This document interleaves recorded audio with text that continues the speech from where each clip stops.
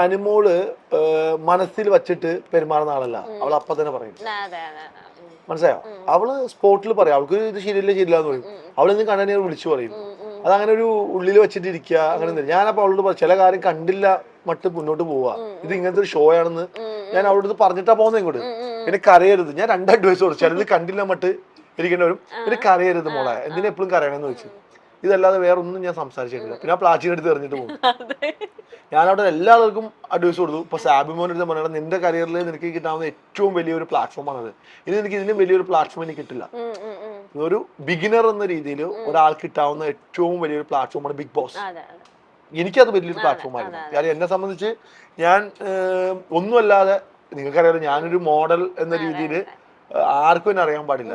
ഒരു മോഡൽ എന്ന രീതിയിൽ എന്നെ ഒരു മനുഷ്യൻ അറിയില്ല. അതിനുപരി മോഡൽ എന്ന രീതിയിൽ ഞാൻ അവിടെ റെപ്രസെന്റ് ചെയ്ത് ഞാൻ 3ാം സ്ഥാനം വന്നു. അതിനുശേഷം എന്നെ മലയാളികൾ തിരിച്ചറിയാൻ തുടങ്ങി. ഞാൻ എവിടെയും നമുക്ക് എന്നെ ആളുകൾ തിരിച്ചറിയുന്നുണ്ടല്ലോ. അത് വലിയൊരു ഭാഗ്യമാണ്.